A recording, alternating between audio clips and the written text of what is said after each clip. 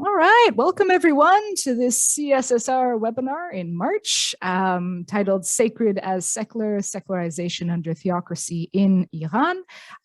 We are fortunate today to be joined by the author of this new book, Dr. Abdolmohammad Kazemipur from the University of Calgary. And this is a book that Abdi it's fresh off the press. Abdi just got the printed copy, a couple of weeks ago, you were saying, Abdi? So it's brand new, and it's with the Advancing Studies in Religion series that I'm an editor for with McGill Queen's University Press. My name is Sarah Wilkins-Laflamme. I'm an associate prof at the University of Waterloo, and I'll be your host and moderator for today. Before we get started with Abdi's presentation, just want to acknowledge that I live and work on the traditional territory of the neutral Anishinaabe and Haudenosaunee peoples in Kitchener-Waterloo. So my university, the University of Waterloo, is situated on the Haldimand Tract, the land promised to the Six Nations that includes about 6 miles on each side of the Grand River, which is the main body of water going through the University of Waterloo. Yes, and like I said, happy today to be joined by Abdi, who's going to present his new book for about the first half hour of this webinar. And then once Abdi concludes his presentation, we'll move on to a Q&A. And so Abdi, whenever you're ready, please take it away.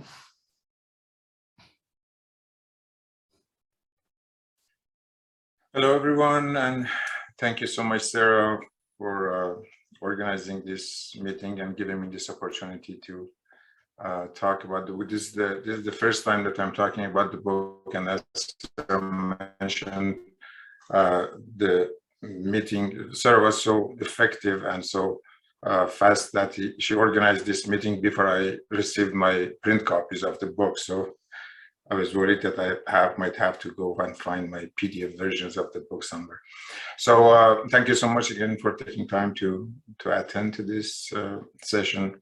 The book that I will be talking about, I have mentioned somewhere in the preface, I think, that took about 4 or so years to write, but the thinking and about the contents and reflecting on the issues to include took more than 4 decades, and that basically started with,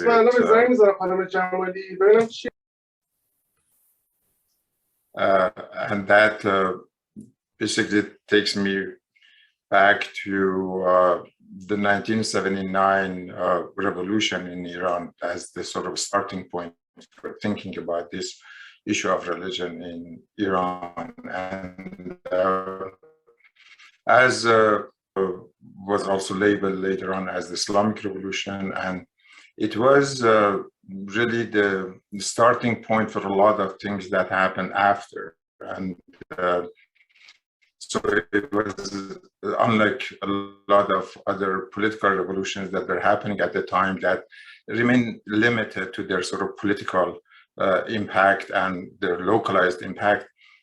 This one went beyond that, and it created some sort of philosophical moment in using Will Durant's terms, that created thinking about a lot of other issues that were sort of beyond the specifics of that political movement. And that was partly the reason that someone like Michel Foucault got interested in the revolution. And he basically made 2 trips to Iran during that trip. And during that year that the revolution was unfolding, 1978, and about 2-3 weeks every time. And he tried to sort of meet different people and visit different places and try to sort of make sense of this movement that was happening. And later on, he had written that the reason that he did that was that, and the reason for his interest in this revolution was that he had thought that European philosophy had reached a dead end by the experiences of fascism, Nazism, Stalinism, colonialism, all of these had depleted the European philosophy from producing anything emancipatory in the future. And therefore, if something of that nature has to happen, it has to happen somewhere else. It has to happen outside Europe. And when the revolution in Iran happened, he thought that this was the moment that this new philosophical orientation, this new philosophical front has been created. So the reason for saying this is that this revolution had a lot of non-political implications as well, and that was partly the reason that I got interested in it as well, in those issues, particularly the issue of religion. The discussions that happened around the issue of religion in Iran after the revolution and the past 4 decades, for the most part, have been revolving around the consequences of this religious movement for other things, for the field of the polity in Iran, for the region, for the Middle East, for the Muslim countries, for the world order, all sorts of results of this nature. But there has been less discussion about the consequences and the implications of that religious movement for religion itself. And that was the part that I was interested in. So because religion has entered into this very heavy engagement with social and political and economic issues and international global issues, there is no way that it can remain the same as before. So it had to go through some sort of internal transformation as well. And that was the part that I wanted to sort of focus on. One thing interesting that came out of my reading of the literature on this issue was that there were some people who paid attention to this implication of religion for religion in Iran. And they talked about secularization, secularism, all of these issues that I have talked about in the book. But interestingly enough, in a lot of these discussions, the concept, the key concept, the central concept was the secularization of Islam. And a lot of them were talking about whether it is possible to have secularization in Islam or not. So people had different positions about this. But the subject matter itself was very interesting, because when I look at the issue of secularization or secularism, I'm talking about secularization of society. So that created some sort of dissonance for me, that why there is so much focus on Islam and on possibility of secularization within Islam as a religion, whereas what we are talking about in terms of secularity, it is a social issue, it is a societal issue. And religion is, of course, a part of society, but there is so much more in society than just religion. And therefore, if you're talking about secularization in a society, we have to talk about religion, but we have to talk about a whole bunch of other issues as well. And those issues were the ones that were almost absent in these discussions about secularity or secular aspects of this movement that happened in Iran. So that is basically what I try to take on in the book, and I will, in the remainder of the presentation, I will talk a little bit about that in more details. I suppose I can share the screen, so I have some slides to share with you as well.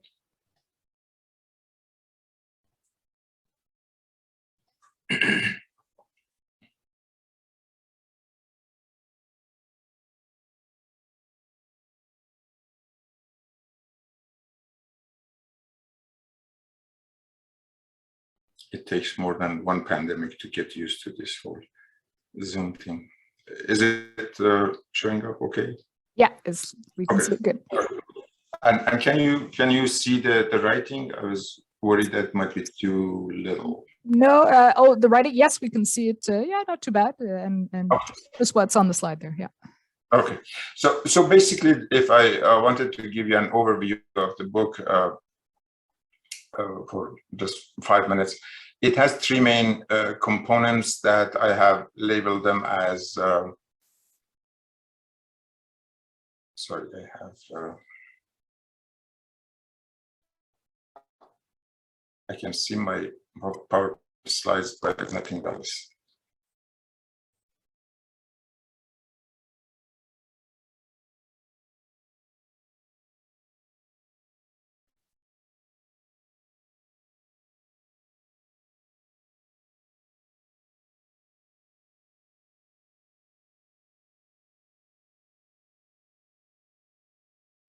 Okay, it's still the same. So I can see my own slides, but I cannot see you. If you are giving me a hand signal about time or anything, please feel free to shout out. Okay, sounds good.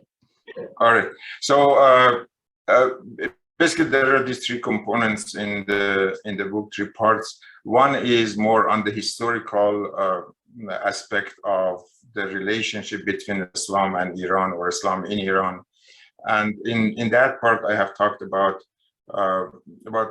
6, 7, 8 episodes, or what I have called the critical junctures, in each of which a new dimension, a new layer was sort of added to the mix. And the composition and the posture of religion in Iran today is has these different aspects that each one of them corresponds with one of these critical junctures. And it starts by, in the initial draft of the book, I had gone for 8 episodes, and I had started from the early days of Islam back in the 7th century, but my reviewers didn't like that, so I had to start from the early 16th century, but I sort of moved the discussion somewhere in the body of the text. The second part is more on the stuff that have happened since the revolution, I've called the contemporary secularization thing. And the main argument there is that despite the intended plan of the post-revolution government or state, the Islamic Republic, in Islamizing the Iranian society, different aspects, education, the economy, family, the justice system, all of these. Despite all of these efforts, what we see is a backlash against that in a very widespread way, in a way that you can see a secularization happening at what I've called at the street level among the ordinary people. You can see it among the youth, you can see it among the women, and especially women have a very crucial role here. And part of the reason that we went for this particular cover design for the book is to highlight that role. And but perhaps most interestingly is that this secularization has also happened at the state level in terms of the state doctrine and political philosophy, and also in seminaries, in the religious establishment. So the reason that I call this a deep secularization is because it is affecting all these different layers, and even the layers that were part of that whole Islamization process, and they have become secularized in the process as well. So, and that's the second part. And then the third part is more the sort of conceptual, theoretical discussions about this whole issue of religion, secularity, sacred. And there are 4, 5, 6 main points that I have made in that conceptual, theoretical framework part. So for different audiences, I think these different concepts, the different aspects might be of interest. For this particular audience, if it was for an Iranian audience, they would have probably been more interested in the contemporary stuff or the historical one. But I think for this audience, I will spend more time. I should spend more time on the conceptual part. So I will go very quickly through those historical and contemporary parts, but I will spend more time on the conceptual, theoretical part. So for the historical part, those 6 or 8 critical junctures that I have mentioned, they are presented in a form of a major development with regard to the nature of the relationship between Islam and Iran. There are all sorts of accounts out there about how Islam got dominant in Iran, or especially the Shia branch of Islam.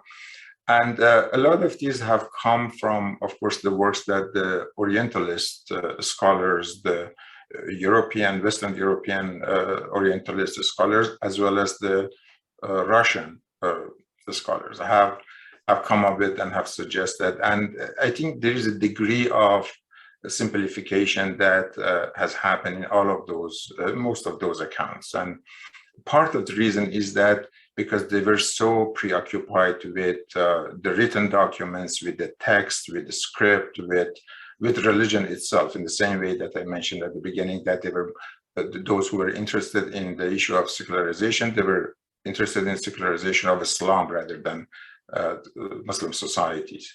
So they were talking about the internal contents of Islam as they could get it through the documents that were available to them, and all the discussion revolved around those contents. The connection to society and the implications of that for the society and the mutual influences between religion and society were not sort of central parts of those discussions. So these are the 6-7 main episodes that I have talked about in the book. I will not go over them here, but if there was an interest, I would be more than happy to go back and talk about this. In the contemporary stuff, basically, if you look at those episodes, the last two are the ones that correspond with the post-revolutionary or from the revolutionary time onward. So basically, there was a development in the late 1970s, which was the Islamic Revolution and the launch of this Islamization project after the revolution. But immediately before that, there were a couple of developments as well that sort of contributed to the contents of this new Islamic ideology that emerged after the revolution.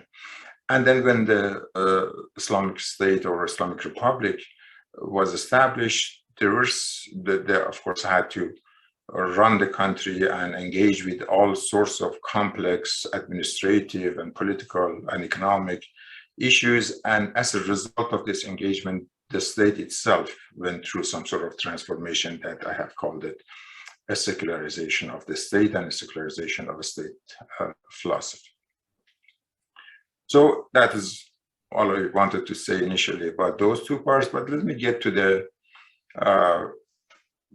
conceptual and philosophical parts mostly. There are maybe 5-6 elements that I wanted to highlight in the book. The first one, I think, has to do with one of our founding fathers of sociology, Emil Durkheim, and the distinction that he suggested in terms of dividing the whole society into these two realms of sacred versus profane. And I think that has had a very heavy impact on the thinking and the conceptualization of religion after him, although I don't think that he remained very faithful to that kind of distinction himself in his other works. But nonetheless, this was something that he suggested, and until very recently, we have been operating under the influence of this conceptualization, that we have these two territories, that one has sacred, contains sacred elements, other is secular ones, and then if things change nature, they have to move from one territory to another one. One thing that it seems gradually emerging in the recent scholarship on these issues, or the issue of religion and secularization, all these things, is some sort of consensus almost that this distinction, this separation is really not valid nor a helpful separation. And basically the sacred and secular are merging into one bigger thing, and they switch sides very quickly, and in everything you can see both of them at work. And that's part of the reason that for the title of the book, instead of sacred versus secular, I have used sacred as secular, because a lot of the processes that have happened in Iran basically manifest that kind of merging and blending of sacred and secular as well. Another conceptual point is that, again, in reading the literature about the Islamic societies and about the Muslim countries, it seemed to me that that emphasis that I mentioned at the beginning, that emphasis on secularization of Islam and that preoccupation with Islam, has come at the expense of paying attention to the material forces that are there as well, the economic, the political, social, demographic. And it seems that this kind of distinction corresponds with something that is mentioned in philosophy about the distinction between reasons and causes. So every time that you have something happening, it can happen for a reason, but it can happen for a cause as well. So when it happens for a reason, there is some sort of plan behind it. There is some sort of thinking behind it, and it happens to materialize that plan. But when it happened because of causes, then there is no such plan, and therefore it's just the impact of the forces, the material forces that are there. And in a lot of the historical accounts about Islam, about Muslim societies, it seems that there is this sort of inclination towards using reasons and not paying any attention to the causes. And that's why they immediately go to the content of religion, the content of religious scripts in order to understand what is happening. You probably remember, some of you, from the post 9/11 days when Quran became a bestseller, and all of a sudden people started sort of reading Quran, trying to understand why 9/11 happened, and we're trying to sort of find the reasons there. And I was invited to several meetings, of community meetings, in which people had the translation of Quran in their hands, and they were asking questions about that, and were trying to sort of find the reason and make sense of what has happened through some sort of reference to Quran. So that to me is an example of that emphasis, overemphasis on reasons at the expense of attention to causes. The third point, which is on secularization, again, the older conceptualization of the concept of secularization was very simple. It was pretty much what Peter Berger, for example, had suggested, that it is the withdrawal of religion from the individual mind, from the individual consciousness. So it was sort of the weakening of religion in terms of influencing individual decisions. Now, it seems to me that that is far from adequate, and we have to come up with a much more nuanced and multi-layered and multi-dimensional notion of secularization in order to be able to understand what is happening, to account for these different experiences. And later on, I will show some suggestions that I have made in terms of sort of making this notion a little more diverse and multidimensional. The same goes for secularism. Again, the conventional definition has been the sort of the separation of church and state, but with the addition of the North American experiences of secularism, of course, that has become a little more diverse, but we have now all sorts of secularism that is happening in the world, and we have to, of course, come up with definitions that accommodate all these different situations.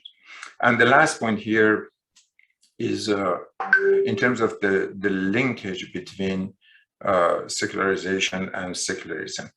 Again, up to very recently, the discussions about secularism were happening in a way that it is independent from what is happening in the society. So it was a state doctrine, the state ideology that was supposed to sort of say something about the institutional arrangement in society. So it had nothing to do with how people feel in terms of religion. But it seems to me that we have to bring these two together and think about them in connection with each other, because what is happening in the body of society is also affecting the possibility and the sustainability of secularism, that I will talk more in more details about later on. I can hear a signal, so let me see if there's any message for me. No, okay, so how am I doing for time, Sarah? Yeah, fine. Yeah, if you want to take another 10 minutes or so, that'd be great, but whatever works for you. Yeah. All right, good. It's kind of unusual because I cannot see anyone. It is just my own slides.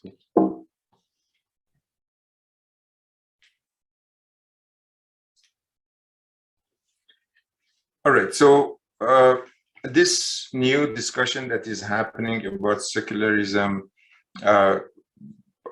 it has happened as a result of these two developments. One is the Islamic Revolution in Iran, and the other one, the presence of Muslim immigrants in some Western European countries. But something interesting that has happened is that in a lot of the discussion, the Muslims have been the sort of the trigger and the initial driving forces, but the discussion itself has not been about Muslims. And for example, in the case of France and some other European countries, the presence of Muslim has forced them to rethink their own notions of secularism and the way they want to sort of arrange the relationship between church and state, irregardless of where Muslims are and what they think. So it has created some sort of thinking that has gone on to other fields. And again, Muslims have not been a part of that discussion. When there is a discussion about Muslims, it seems that there is this hugely strong and widely present assumption of Muslim exceptionalism that pretty much hampers any kind of discussion about any kind of useful and sophisticated discussion about Muslim realities. And also it makes the likelihood of a dialogue between the stuff on Muslim societies and stuff on Western societies, a dialogue between the contents that are created on these two groups of societies. So one of these assumptions is that Muslims are too attached to their religion, and therefore the possibility of secularization among Muslims is very small. So it's not a big issue to justify sort of the intellectual investment. And the second thing is that the religion, the content of the religion is so strongly attached to politics, and it is so interwoven in politics that the possibility of secularism is not there. So when you put these two together, then basically the discussion of secularity in a Muslim context has no place, because people cannot be secular and the state cannot be secular. Therefore, why they can invest any energy on that? Now, the interesting thing is that this notion of Muslim exceptionalism is so deep-rooted that it is not just some sort of Western misconception about Muslim realities. It is something that Muslim scholars themselves share. And again, interestingly, it's not just the Muslim scholars or scholars from Muslim background, from Muslim countries, that are religious, that are non-religious, that argue that way. Even the religious ones argue or have that assumption. And even those among the religious scholars that are in favor of secularism and those who are against secularism, both of them share that assumption. So this tells me that we have to engage with this assumption, and we have to do something about it before it can free up all this intellectual energy to discuss the Muslim realities. I will just give some examples of this, and I will end with this so that we can have more time to discuss. So Christopher Hitchens, for example, that has had lots of written and oral presentations on Muslim, on religion in general, but on Muslims as well. This is something that he says, Muslims are more religious and their religion dominates their lives, exactly the two elements that I just mentioned. And the religion has a nature that it cannot be fenced out or fenced in. This is, Talal Asad talks about this perception, and it says that people have this impression that Islam has some sort of magical power, that the moment that you get close to it, you just get gravitated into its orbit, and like the Bermuda Triangle, you have no way to get out of it and free yourself up. So that perception has been really translated into academic and scholarly views. Bernard Lewis, again, well-known scholar of the Middle East and history of Islam, says that that distinction between church and state, so deeply rooted in Christendom, does not exist, did not exist in Islam. And therefore, again, there is a separate way of conceptualization that is needed for Muslim realities. Actually, he makes another statement which has some degree of simplification to it, but I found that more helpful in a different way. He says that, this is a short sentence, but very interesting. He says that, of course, in the Western world, we have this separation of church and state, or as he calls it, Caesar and God. But he says that in the Muslim world, what we have is that God is the Caesar. In the Eastern, Asian, Oriental religions, Caesar is God. And in the Russian Orthodox the Church, God is Caesar's junior partner. So this way of conceptualizing the different possibilities in terms of the relationship between church and the state, I find that helpful, not the categorization of the whole world into these four models, but I find that useful in terms of as ideal types, Weberian ideal types that we can use to talk about different societies, different stages of development in different societies. Here's another quote from someone, again, a very well-known and prominent Muslim scholar, Iranian Muslim scholar, Said Hossein Nasr, who is now living in Washington, US. He has the same view that, and he has been sort of a big promoter of the relevance of Islam in today's modern world and in fixing some of the ills of the modernity. But he says again that the laws by Christian people in Europe were not drawn directly from the source of Christian revelation, but that was the case in Judaism and in Islam. And that's why the whole dynamics of secularity and secularism, the way that happened in West, is not relevant for the Muslim lives. Another French-educated Iranian scholar, political philosophy scholar, again has this in a speech that he had in Iran, that secularization in the way that happened in Christianity will not happen in Islam. That is an example of what I mentioned, that when they are talking about secularization, they're talking about secularization of Islam. And there is no reference to what is happening in society. Basically, all of his works is on the works of the Muslim scholars and the contents of those works and whether they allow any form of secularization or not. And the last one is from Abdul Karim Soroush, again, another very well-known philosopher of religion, philosopher of science, a big name in Iranian intellectual circles. Now, because of that confusion about secularity of Islam and secularity of Muslim societies, I think all of these people have have gone, when they have gone further in their analysis, they have got into some sort of troubled waters, and they have started saying some strange things. This is one of the things that Soros has said. In Islamic teachings, in Islam, most of what you do is already secular. You don't need to secularize it again. So basically now his conclusion is that, well, secularization has already happened by default in Islam. And not that it happened, it was secular from the beginning. So there is no need for any kind of discussion, except that he says in politics. But in terms of secularization of religiosity or secularization of populations, there is no need for that because people are secular already.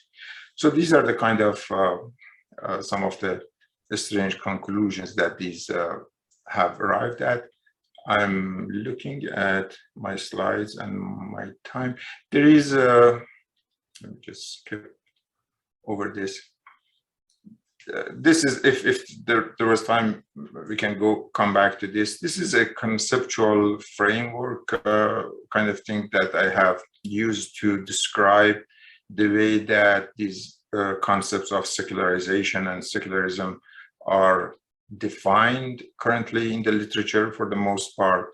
And I think there is the degree of simplicity in that that doesn't allow for the Muslim realities to become a part of this picture. And that's why you see that in the right-hand side, the examples that are given are mostly from Western countries, French, US, Eastern Europe, Soviet Union, Russia, China. Instead of that, I have suggested a more crowded picture, and perhaps the parts that are coming out of this research in terms of the secularization. It is this particular type of secularization that I have called the scope-reduced religiosity, and in terms of secularism, a new type of secularism that is happening in Iran, that unlike the previous cases that it happened through the separation of church and state, I believe that in Iran it has happened as a result of the merger of church and state.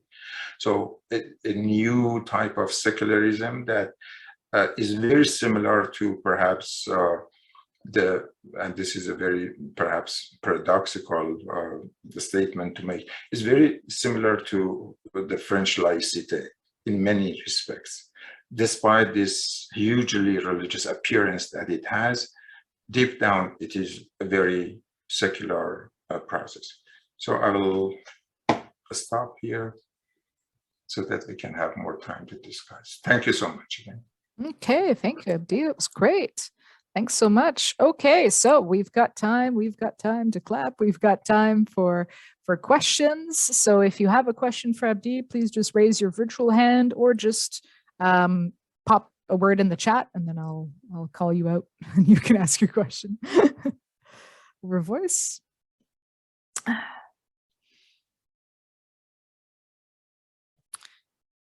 Good. Any questions yet?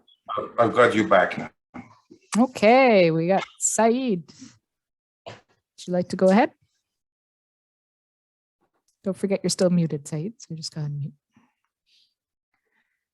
Okay. You hear me? Oh, yeah. Okay, thank you very much for the very interesting presentation.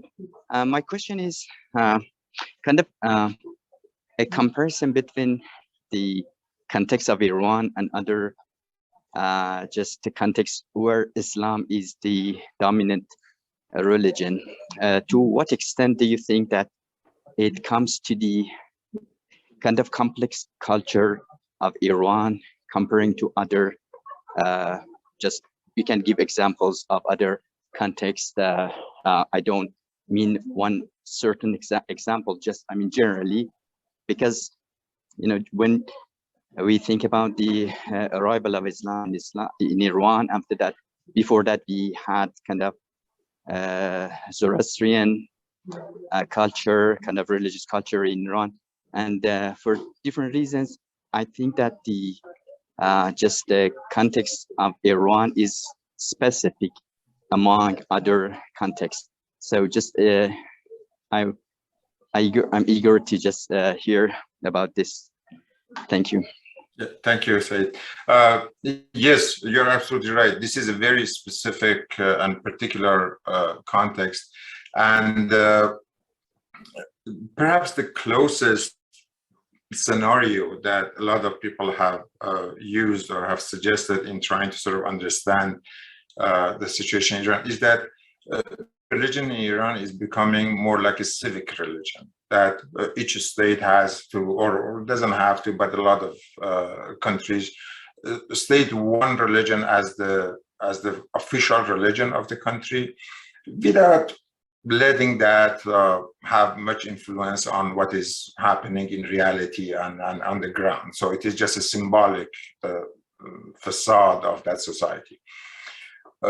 In the case of Iran, it is different because there is some level of that, some degree of that, but we have to also remember that religion has gone beyond that in Iran in the past 4 decades, and it has got directly involved in the running and in the administration of the country. So in a sense, it has got to a territory that is very different and very distant from its conventional and traditional territory. So it is experiencing something that is not experienced in the civic religion cases.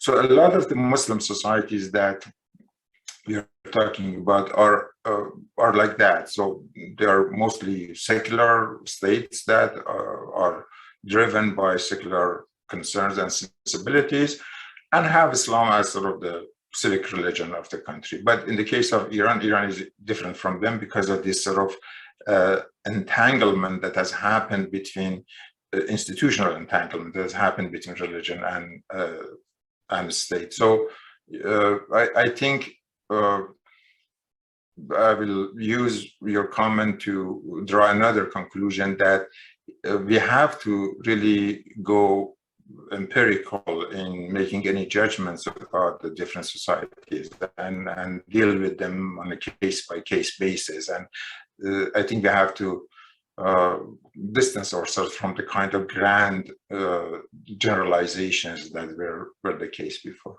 I hope I addressed your question. All right, thank you. So while we wait for more questions, I have a question. Thank you, Abdi, for the talk. Really fascinating. Secularization, state secularism, these are concepts I use quite a bit in my own work and I've read quite a bit about. And, you know, always kind of faced with that criticism of these concepts is that they're Western based, they're very specific to a Western context. And so thinking about, instead of just throwing them out and throwing kind of like the baby with the bathwater at the same time, how we can kind of use these concepts, rework them to make them more applicable to non-Western contexts. And so I want to come back to your the more complex tree that you got at the end that you showed us on the slide. And so the different pathways of secularism. And I kind of, it's interesting, some cool additions there based on the context of Iran. And I want to know if kind of what really makes it so, if you're talking about the merger of church and state as a potential form of secularism, because I like initially, if you just quickly look at the slide, that kind of, it's almost contradictory, right? Like you think that would be the opposite of state secularism. And so what is it about and this is also just my naivety when it comes to the Iranian case, what is it about the kind of the merger of church, of Islam and state in Iran that kind of makes it secularism versus, you know, not secularism? And could you see that, coming back to Said's question, could you see that in other contexts, or is that something that's specific more to the Iranian case? Mm-hmm. No, that's a very important question, and one of the sort of biggest issues that has been addressed in the book. I think what has happened, perhaps I have to add something to that in order to make it sort of coherent. In the cases that the separation of church and the state has happened, that separation of church and the state is itself secularism, is presented as secularism. Here, we have had a merger of church and the state that has resulted in some kind of secularism. So that merger by itself is not secularism necessarily, but this merger has pushed both the state and religion to move somewhere else. And in that somewhere else, they have created a different type of relationship that is very similar to what I mentioned from Bernard Lewis, that in the Orthodox Christianity, God is Caesar's junior partner. So that is exactly the kind of thing that has happened in Iran. So because the state had this mandate to run the country, very soon they and at the beginning they were under this assumption that they can very easily draw these lessons or the instructions that they need from Islam. And soon they run into the difficulties, and they realize that the contents, the religious contents that were available to them are not sufficient to provide them with the solutions that they need to function in this modern world. So they came up with a whole bunch of ideas, and one of these ideas was the notion of maslaha, which means expediency. So if there is something that is expedient, something that is needed, is necessary, necessary was another concept that came before this, or zarura. They said that if there is something that is necessary for the survival of a state, we can temporarily put on hold the Islamic instructions until this necessity is gone, and then we can go back to Islamic instructions. So that basically opened the gate for them to suspend some of these Islamic teachings at the beginning on a temporary basis. But then as they moved on, they realized that there are more and more things that they have to do that they cannot be consistent or they cannot be drawn from Islam. So this temporary suspension became almost a permanent suspension. And so now the state, and they, actually they made that a part of the constitution, and they created some organizational entities to deal with this, and they changed the structure of the government to accommodate this. And now they are in a situation that they can run the state with the secular concerns and sensibilities that every state has. And if they felt that there is a point that they can take advantage of Islam, or they can use Islam for those goals, for those benefits, then they can use it. If not, they will put it aside. So they do not have now, the state does not have a commitment towards the religious establishment. They use it to their benefit whenever it is beneficial, and when not, it could be suspended. And that is, for me, that is very similar to what Bernard Lewis is saying as God being the junior partner of Caesar. Okay, that clarifies things. Yeah, thank you. Alexander, you had a question in the chat. Did you want to ask it? Unmute yourself and ask it, or would you like me to read it? Is Alexander still there, or did he? Do you have to head out?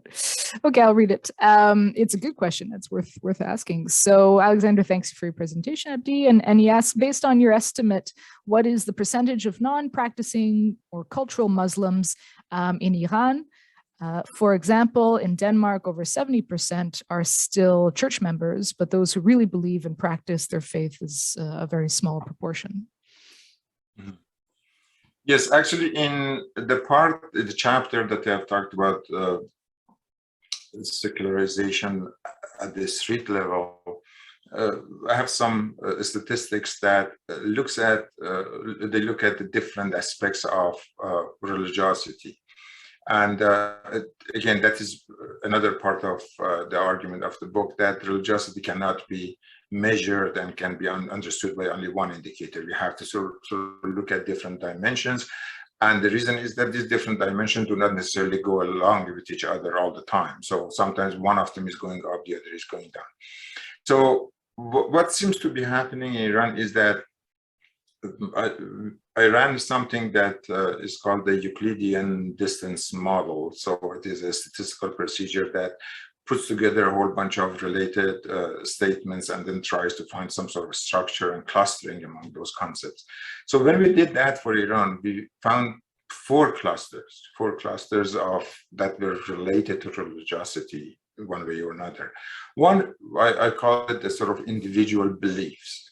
The other one, individual practices. The third one, the collective practices. And the fourth one, which was a very uniquely Iranian component of religiosity that cannot be found in the other Muslim countries, is what I call the political religious dimension.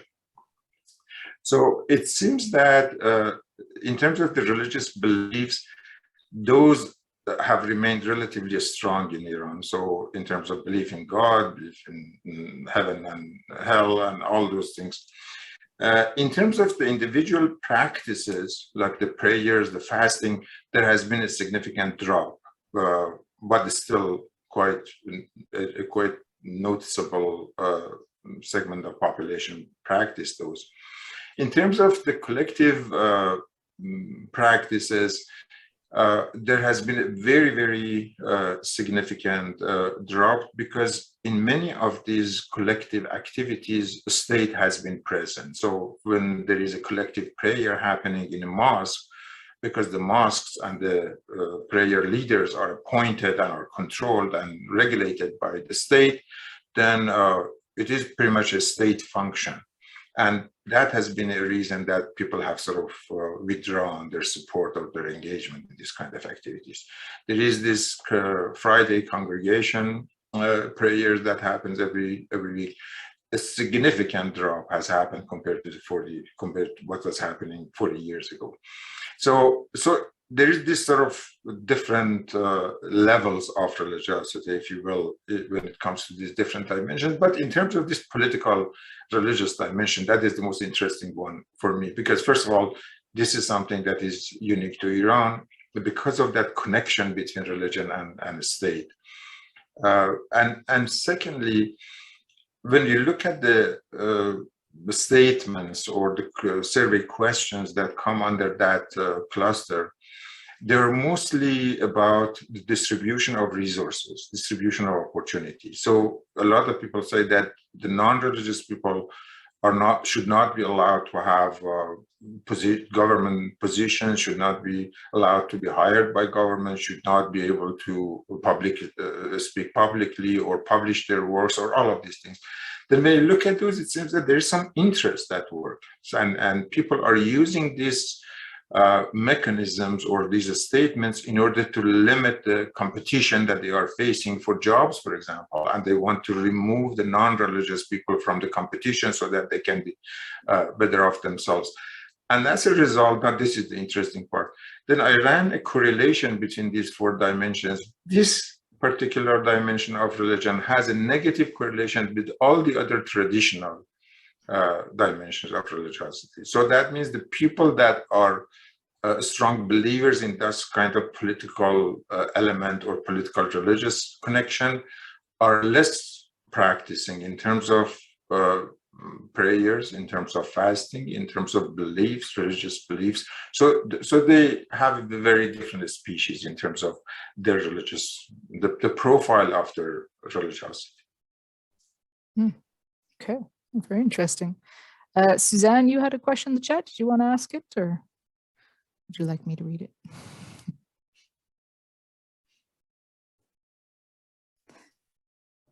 Hello, Abdi. My question is I found your graphic, your conceptual framework for secularization and secularism very sociological and very astute.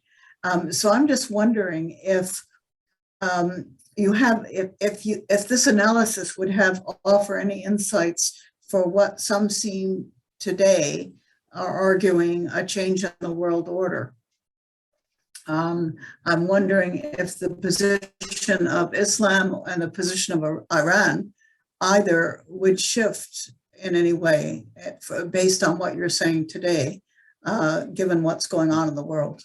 I know it's a big question, but I'd be interested to hear your speculation. So it's good to see you, Susan, always. One thing that I can say about, and this is, you're right, this is a much bigger question that I can possibly handle. But I think the fluctuations and the changes that are drastic changes that are happening in the world order, and the changing of the camps and the regrouping that is happening will only intensify in terms of first I'll talk about the implication for inside Iran and for the kind of things that I have been talking about in the book.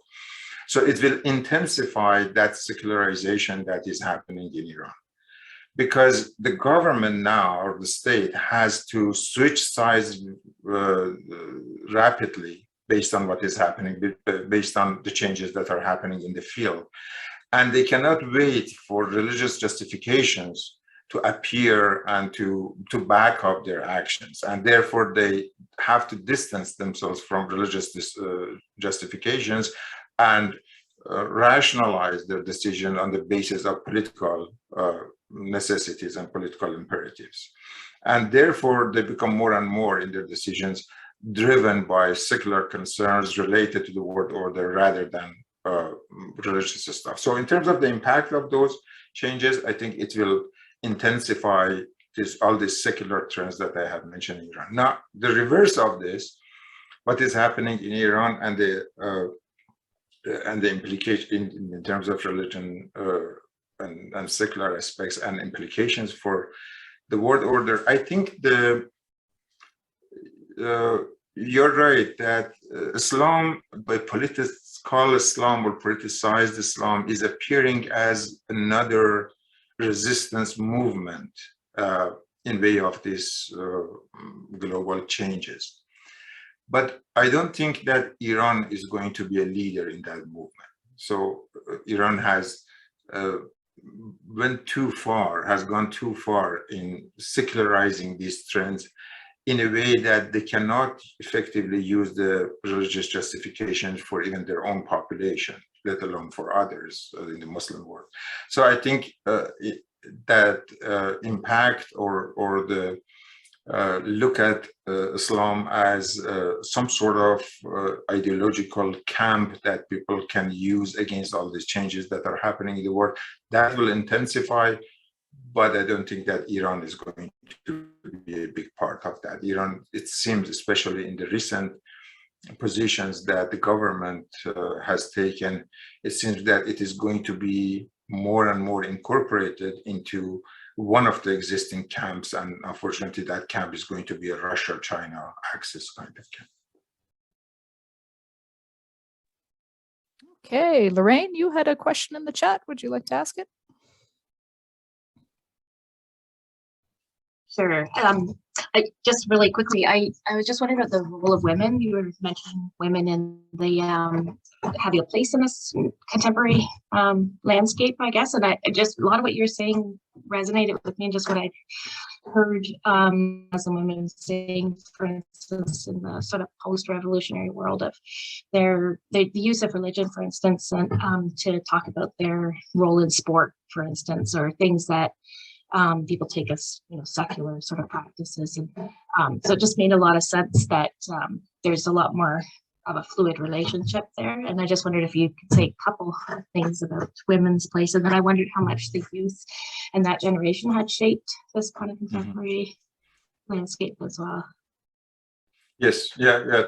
Thank you, Lauren. That's a big part of the discussion in the book, and I think it is an important and still understudied aspect of this whole dynamic. So there is room for much more work on this, and it seems that it is happening.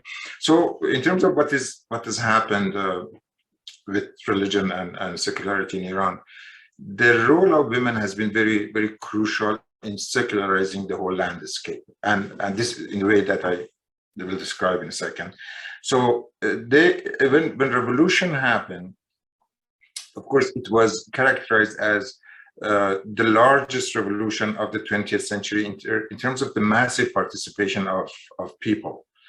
It was a really popular movement and popular revolution. It was not like something that was organized by a small guerrilla organization and led by some activist stuff. It was really very distinct in terms of this massive participation of people. And of course, a part of that massive participation was women's participation.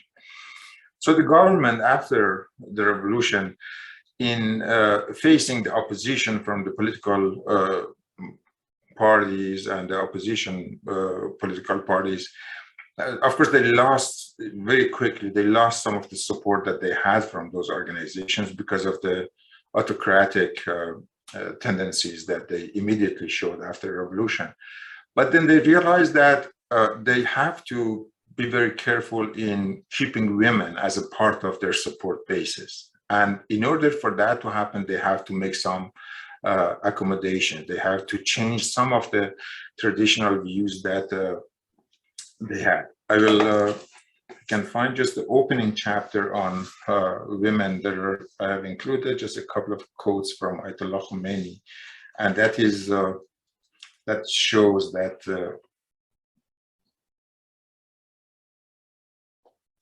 that change that took place. So in the revolution happened in 1979, of course, but back about a decade and a half before that, in 1961-62, there was another religiously inspired movement that Ayatollah Khomeini emerged out of that as a religious political leader. And one of the things that triggered that movement was that the government of the time Mohammad Reza Pahlavi, he passed a law that gave women the right to vote. And so Ayatollah Khomeini wrote a letter to Shah, and in that letter he said something, really he talked about a whole bunch of things, but this is what he said in that letter. The government has given women the right to vote. This is of utmost concern to the Muslim ulama, which is the clerics. So this is dated 1963. And then after the revolution, so that was the view that he had at the time. After the revolution, facing with these new realities, a lot of these traditional clerics went to him and they said, well, you know, you said this thing 15 years ago, and so we have to practice that. We should not give women the right to vote. And so what he said was that in another letter to these conservative clerics was that denying women's right to vote is against Islam. So this change is sort of symbolic description of what happened in the state political philosophy. And so for a long time, they tried to make changes in some of the civil codes and the family codes and try to encourage the participation of women in social and political activities. For example, there was, again, I have mentioned this in the book, that the issue of polygamy came out. And of course, again, based on the conservative readings of Quran, that was an allowable practice. And so it was in the law as well, even before the revolution, with some restrictions. So after the revolution, people were pushing for that to happen again, and women were unhappy about this, so they had to put a whole bunch of conditions around that to make it sort of very limited. And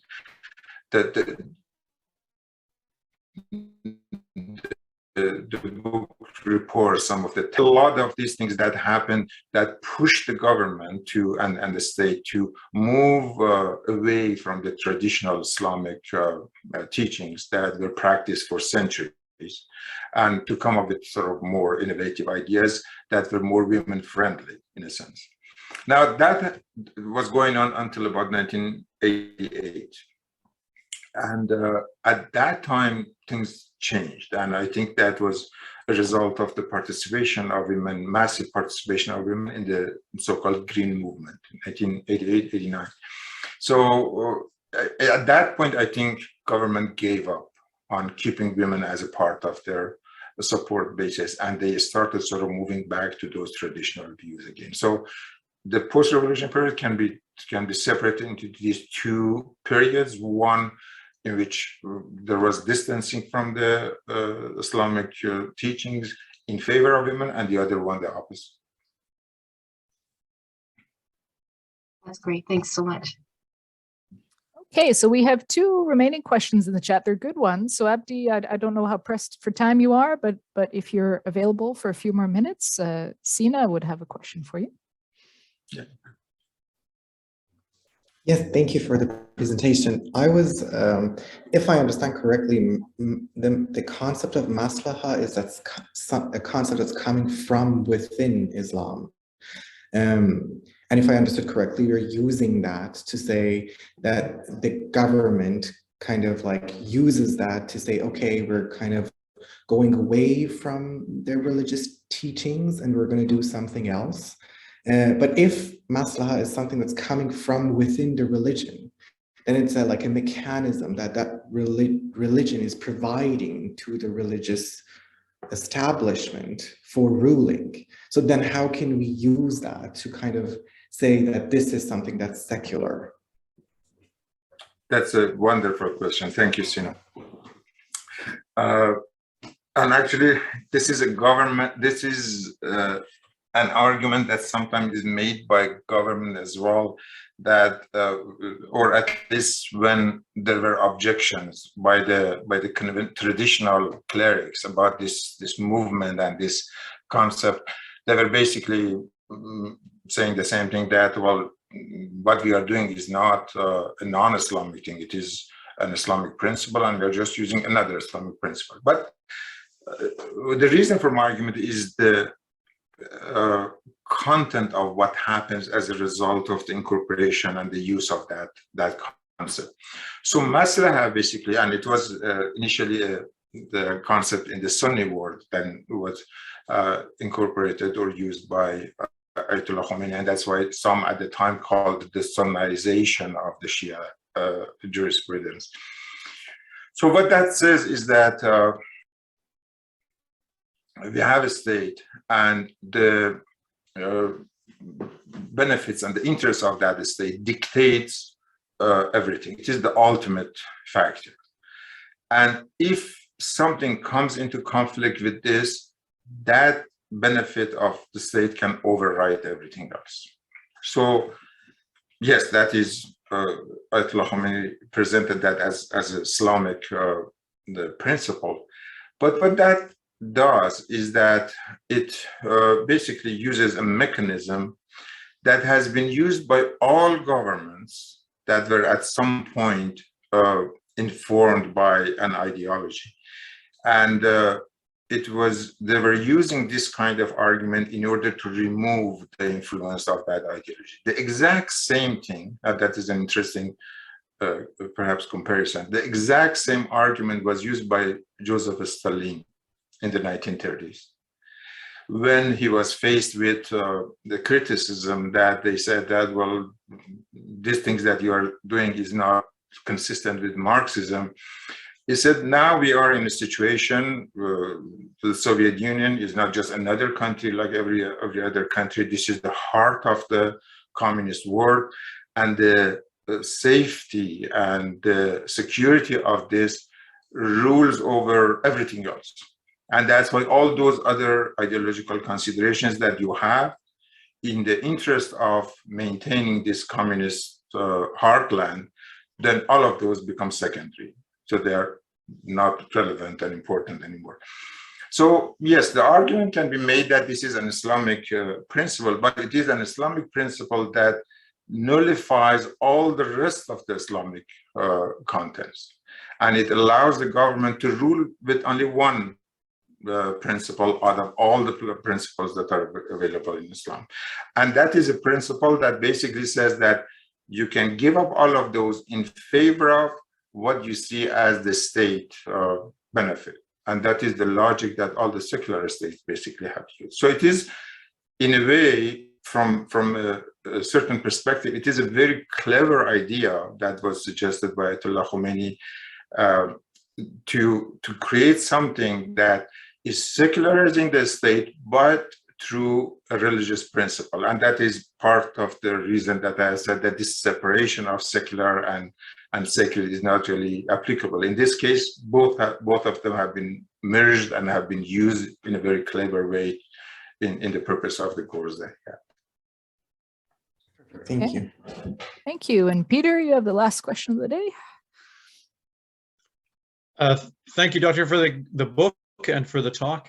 I know that Baha'i situation is a separate case, but I'm curious about, within the context of your book, how the Iranian state manages, if it manages at all, the existence of religious minorities, including Jews and Zoroastrians and Christians. Yes, unfortunately, well, this was a big issue 40 years ago, but unfortunately, the hidden and not so the visible and not so visible pressures that the government and the overall sort of environment put on a lot of these minorities forced a lot of them to flee Iran. So, for example, the Jewish community was a large community of, if I'm not mistaken, close to 90,000 or so, but it is down to a few thousand people now. The Baha'i have been pretty much all of them gone abroad, and the few that are left in the country are under huge pressure. So the scene has become much less crowded in terms of the religious minorities, and that has made the task easier for the government, because there's nobody that would create a sort of a forceful opposition to this. They, at the beginning, like after the revolution, they were much more inclusivist in terms of not only the religious minorities outside Islam, but also the Sunnis, for example, the toleration of Sufis.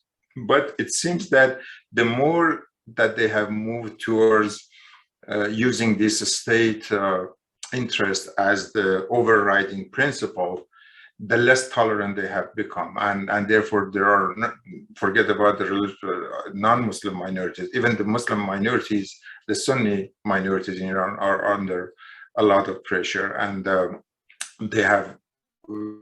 government has gone towards creating some sort of Shia-only ideology that would connect them to Iraq, to a part of Syria, to a part of Yemen, to a part of Lebanon, and that is for strategic reasons, not religious reasons. So because of that, I would say that if they had any kind of policies on how to treat the religious minority, that has disappeared again in favor of a state policy that is driven only by strategic considerations. Okay, well, thanks again, Abdi. That's really fascinating stuff. I really look forward to reading the book. To give a bit of backstory, this was Christine, who was the series editor, who proved this is the last book that I think was during her time. So I'm looking forward to getting my copy and having a read.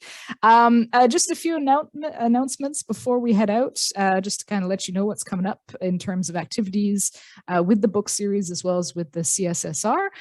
So like I said, Abdi's book is coming out very shortly this month. To pre-order your copy, if you'd like, their link is in the chat around the top at the start of the chat, and the book should be released very soon. I spoke with the people at McGill Queen's, so it's coming out very shortly.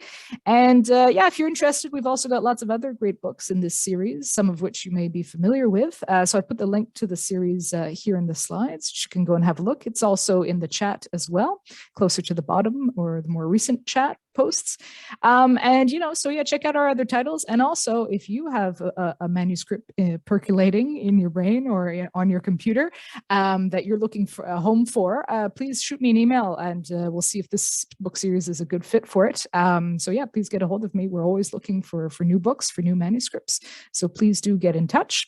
Other announcements, we have our CSSR, Canadian Society for the Study of Religion, annual meeting, virtual again this year, separate from Congress. So kind of like we did last year, it's going to be held at the end of May, start of June.